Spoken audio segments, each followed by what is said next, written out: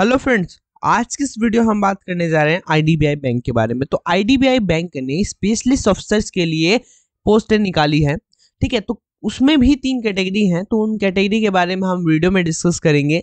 ठीक है, लेकिन मैं बता दूं कि जो भी आप स्पेशलिस्ट ऑफिसर के लिए फॉर्म भरेंगे तो किस तरह से आपको रजिस्ट्रेशन करना है, एप्लीकेशन फॉर्म किस तरह से फिलअप करना है, कोई डॉक्यूमेंट अपलोड करने हैं तो कैसे अपलोड करने हैं, फी पेमेंट कैसे करनी है, ये सारी की सारी चीजें मैं आपको बताने जा रहा हूँ।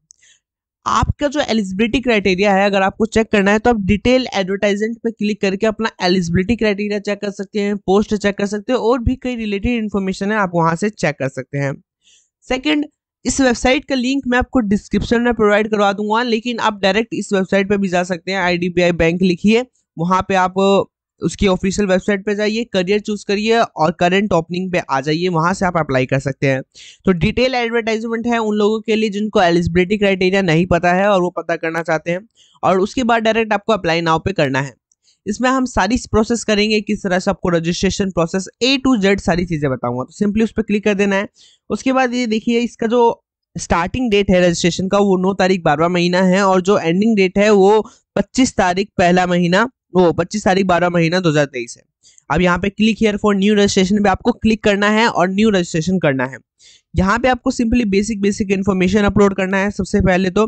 उसके बाद फोटो सिग्नेचर अपलोड करना है और फिर यहाँ डिटेल्स देनी है, जैसे एजुकेशन डिटेल्स, वर्क एक्सपीरियंस, ये सारी डिटेल्स देनी है।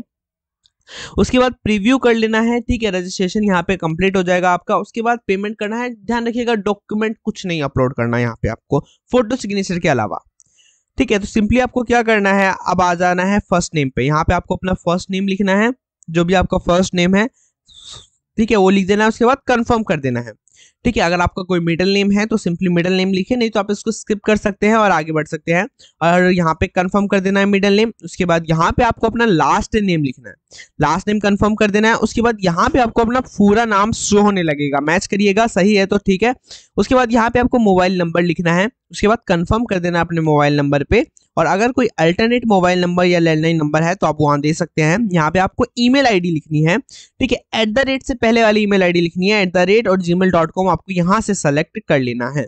ठीक है, तो मैंने यहाँ से सेलेक्ट कर लिया। उसके बाद यहाँ पे आपको कंफर्म कर देना है अपनी ईमेल आईडी को, तो यहाँ पे हमने कंफर्म कर दिया। और उसके बाद आपको सिक्योरिटी कोड डालनी है, और सिक्योरिटी कोड डालने के बाद आपको सेव एंड नेक्स्ट वाले ऑप्शन पे क्लिक करना है। उसके बाद फोटो सिग्नेचर अपलोड करना है। ये गाइडलाइंस से अगर कोई दिक्कत आए तो वैसे आएगी नहीं, क्योंकि फोटो जो अपलोड करना है उसका साइज 20 से 50 KB है, सिंपल।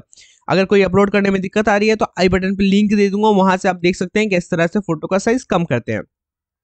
उसके बाद यहाँ पे सिग्नेचर अपलोड करना है, जिसका साइज 10 से 20 KB है, और फिर इनको कंफर्म करने के बाद यहाँ पे सिंपली नेक्स्ट कर देना है। ठीक है, फोटो अपलोड हो गया, अब यहाँ पे आपको नेक्स्ट कर देना है।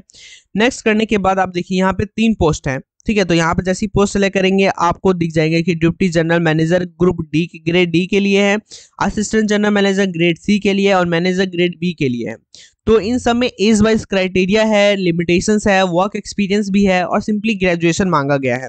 तो मैं यहाँ पे ग्रेड सी के लिए असिस्टेंट जनरल मैनेजर सेलेक्ट किया हूँ, और यहाँ पे मैंने जो पोस्ट कोड है वो रिस्क मैनेजमेंट मैंने यहाँ से सेलेक्ट किया। ठीक है, तो यहाँ से सेलेक्ट कर लिया। उसके बाद यहाँ पे फंक्शनल एरिया मैं सेलेक्ट करूंगा अपना, तो यहाँ पे फंक्शनल एरिया है इंफॉर्मेशन सिक्योरिटी ग्रुप। ठीक है, एलिजिबिलिटी क्राइटेरिया आपको डिस्क्रिप्शन में मिल जाएगा। ठीक है, तो वहां से चेक कर लेना आपको कोई दिक्कत आए तो। अगर मैं एलिजिबिलिटी क्राइटेरिया बताऊंगा तो काफी प्रॉब्लम आ जाएगी, काफी लंबी वीडियो बन जाएगी। तो यहाँ पे मैंने कैटेगरी सेलेक्ट कर ली है, जनरल, आप ओबीसी वगैरह तो वो सेलेक्ट कर सकते हैं। उसके बाद कहा गया है कि आप जो कैटेगरी चूज किए हो वो एप्लीकेशन रजिस्ट्रेशन हो जाने के बाद आप चेंज नहीं कर सकते। उसके बाद कहा है कि 1984 में जो रॉयट्स हुआ था उसमें जो लोग मरे थे, अगर उसमें से आप परिवार, उसके मेंबर्स हो, ठीक है, चिल्ड्रन हो, यहाँ पे आपको यस करना है, अदरवाइज आपको नो करना है। ठीक है, तो यहाँ पे हो तो यस करिए, नहीं हो तो नो करिए। ठीक है, तो यहाँ मैंने नो कर दिया क्योंकि मैं नहीं हूँ। तो रिलीजन आपको बताना है किस रिलीजन से हो आप, तो वो आपको यहाँ से सेलेक्ट कर लेना है। उसके बाद यहाँ पे माइनॉरिटी कम्युनिटी में आते हो आप, माइनॉरिटी कम्युनिटी में आते हो तो यस करना है, नहीं आते हो तो नो करना है। उसके बाद कहा है कि अगर आप एक्स सर्विसमैन हो, अगर इंक्लूडिंग ECOs और SSCOs, तो यस करना है, वरना नो कर देना है। यस करते हो तो पीरियड ऑफ सर्विस बताना पड़ेगा, नहीं करते हो तो नो कर देना। उसके बाद पूछा है कि आईडीबीआई बैंक के अगर आप एम्प्लॉय हो तो आपको यस करना है। यस करने के बाद आपको EIN नंबर देना होगा। ठीक है, वो देने के बाद नहीं और नहीं एम्प्लॉय हो तो नो कर देना। उसके बाद यहाँ पे डिस्ट्रिक्ट डोमिसाइल बताना है कि किस डिस्ट्रिक्ट में डोमिसाइल में रहते हो। डिस्ट्रिक्ट यहाँ से सेलेक्ट कर लेंगे, यहाँ से स्टेट सेलेक्ट कर लेंगे और उसके बाद यहाँ से नेशनलिटी सेलेक्ट करेंगे। ठीक है, इंडियन सेलेक्ट कर लिया। उसके बाद पैन कार्ड नंबर यहाँ पे आपको प्रोवाइड करवाना है। ठीक है, उसके बाद यहाँ पे आपको डेट ऑफ बर्थ अपनी सेलेक्ट कर लेनी है। ध्यान रखिएगा लिमिट है जो ग्रेड बी का जो ऑफिसर्स है वो 28 से 32 साल की उम्र, 28 से 40 साल की उम्र होनी चाहिए कम से कम, तो वो एज यहाँ से ध्यान रखिएगा अपना। जेंडर है, जेंडर आपको सेलेक्ट कर लेना है मेल। उसके बाद यहाँ पे ब्रदर सिस्टर हो, ठीक है, कोई ट्विन ब्रदर सिस्टर है तो यस करना है, नहीं है तो नो कर देना है। ठीक है, उसके बाद यहाँ नो कर देना है। जेंडर सेलेक्ट कर लेना, अगर है तो नेम बता देना। मैरिटल स्टेटस, अगर अनमैरिड हो तो सिंपली अनमैरिड लिखिए और मैरिड हो तो मैरिड लिखिए। मैरिड करते हो तो आपको स्पाउस का नेम बताना होगा। ठीक है, और यहाँ नहीं करते हो तो सिंपली अनमैरिड पे आपको फादर एंड मदर नेम बताना होगा। यहाँ पे फादर नेम बताइए, यहाँ पे मदर नेम बताइए। यहाँ पे आपको अपना कोरिस्पोंडेंस एड्रेस नेम बताना है, अपना हाउस नंबर, लोकेलिटी, सेक्टर बताइए। उसके बाद यहाँ पे डिस्ट्रिक्ट बताइए। उसके बाद यहाँ पे आपको स्टेट बताना है कि किस स्टेट में आप रहते हो। उसके बाद पिन कोड क्या है वो यहाँ पे आपको बताना है। कोरिस्पोंडेंस एड्रेस में अपने ये सारी चीजें फिल कर लेनी है। उसके बाद परमानेंट एड्रेस भी सेम है तो सिंपली इस पे क्लिक कर देना है, नहीं सेम है तो दोबारा उनको फिल करना है और अपना परमानेंट एड्रेस डालना है। ठीक है, उसके बाद यहाँ पे आपको जीएसटी इनवॉइसिंग के लिए एक एड्रेस सेलेक्ट कर लेना है। तो वो एड्रेस सेलेक्ट करने के बाद यहाँ पे आपका जो 1000 रुपए है वो आपको पे करना है। आप यहाँ पे आपको वैलिडेट डिटेल्स कर देनी है, यहाँ पे ओके कर देना है। यहाँ पे आपकी सारी डिटेल्स चली जाती है। अब आपको भरना है एजुकेशनल क्वालिफिकेशन। ठीक है, तो यहाँ पे आपको क्वालिफिकेशन, वर्क एक्सपीरियंस वगैरह सब डालना है। तो ध्यान रखिएगा जो इसका जो मेन है वो ग्रेजुएशन है। अगर आपने ग्रेजुएशन कर रखा है तो आपको कुछ और देने की जरूरत नहीं है। नेम ऑफ कॉलेज बताइए, यूनिवर्सिटी का नाम बताइए, डिग्री क्या है आपके पास वो बताइए। यहाँ से हम डिग्री सेलेक्ट कर लेंगे, कब आपने पास किया वो आपको डेट यहाँ से सेलेक्ट कर लेनी है। जिस भी डेट को, जिस भी मंथ को आपने पास किया वो कर लेना है। परसेंटेज जो मार्क्स क्या थी वो बताना है और क्लास ग्रेड यहाँ से सेलेक्ट कर लेना है। ये सारी चीजें हो जाने के बाद ये सारी चीजें आपको भरनी है। अगर आपके पास है तो भर सकते हैं, नहीं है तो छोड़ सकते हैं। फिर आपको कंप्यूटर आता है नहीं है वो बताना है, आपको यस ही करना है और उसके बाद क्या क्या आता है वो बता देना है। उसके बाद पूछा गया है कि क्या मतलब आपके पास 7 ईयर का एक्सपीरियंस है as a IT BPS sector में, फाइनेंस टेक्नोलॉजी में और any corporate entity having department division subsidiary of information technology, information security, cyber security, out of which 4 year experience should be in the area of information security, cyber security. आपका 4 साल का experience कम से कम information security में, cyber में होना चाहिए, तभी आप इसके लिए एलिजिबल हो और टोटल 7 ईयर का एक्सपीरियंस होना चाहिए आपके पास। यहाँ पे बोला गया है कि आपके पास नेम ऑफ एम्प्लॉयर का नाम बताना है और ये जो पहली लाइन लिखिएगी 6 महीने से कम अगर आपने कहीं काम कर रखा है तो वो एलिजिबल नहीं है, वो नहीं माना जाएगा। यहाँ पे नेम ऑफ एम्प्लॉयर का नाम बताना है, डेजिग्नेशन बता देना है। ठीक है, उसके बाद प्रेजेंटली वर्किंग हो या नहीं हो वो बताना है। उसके बाद total time period of service बता देना है।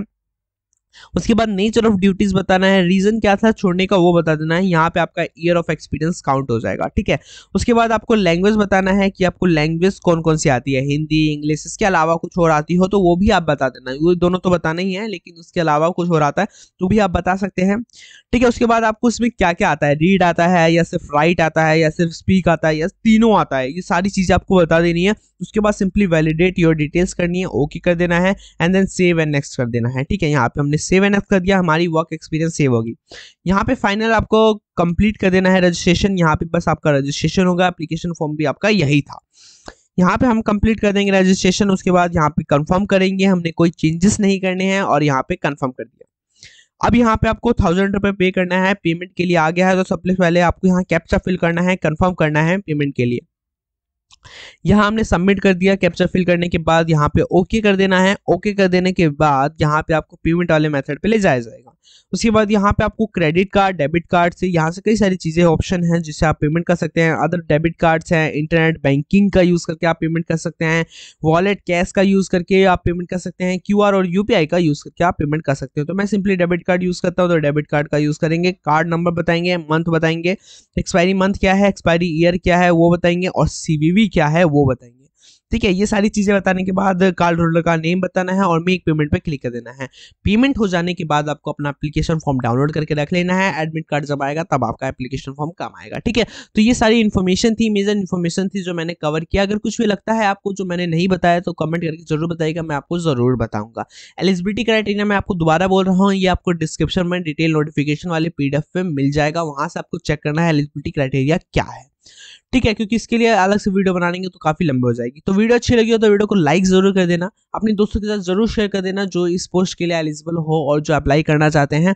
और अगर वीडियो अच्छी लगी हो तो वीडियो को, चैनल को सब्सक्राइब जरूर कर देना, बेल आइकन को जरूर प्रेस कर देना।